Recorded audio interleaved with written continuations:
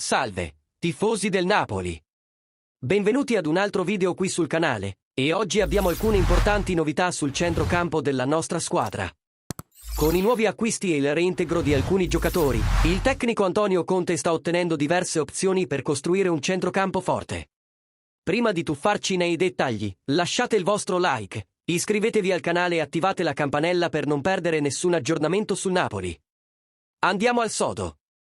L'arrivo degli scozzesi Billy Gilmour e Scott McTominay ha già dato un nuovo aspetto alla nostra squadra. Gilmour, un giocatore che si distingue per la sua abilità tecnica e la sua visione di gioco, e McTominay, con la sua forza fisica e la sua energia, portano una dimensione completamente nuova al centrocampo. Ma non sono soli. Il nostro eterno Frank Zambo Anguissa e il maestro Stanislav Lobotka continuano a essere le colonne portanti del centrocampo napoletano, formando una delle coppie più dominanti della Serie A. Ora però hanno una forte concorrenza e questo potrebbe essere molto positivo per la squadra. Ma oltre a questi due rinforzi dalla Premier League, c'è un'altra sorpresa per i tifosi del Napoli. Michael Folorunsho è stato reintegrato in squadra. Dopo un'estate travagliata in cui è stato quasi ceduto ad altri club come Atalanta e Lazio, il centrocampista è tornato ed è desideroso di dimostrare il suo valore. Era stato messo da parte all'inizio del progetto di Conte, ma dopo i colloqui con l'allenatore è pronto a riprendersi il posto. Con questo reintegro, Folorunsho si aggiunge alla lista delle opzioni a centrocampo, rafforzando ulteriormente il settore. E qui arriva la grande domanda: come farà Antonio Conte a gestire così tante opzioni? Anguissa e Lobotka hanno già dimostrato di essere uno dei migliori duo del campionato, ma ora dovranno condividere lo spazio con due rinforzi di qualità e la forza di Folorunsho. Sembra che Conte abbia già un'idea in mente e stia pensando a un possibile cambiamento tattico. Dall'inizio della stagione, il tecnico ha provato diverse formazioni e, con l'arrivo dei nuovi giocatori, potrebbe essere in programma il passaggio a un centrocampo a 3.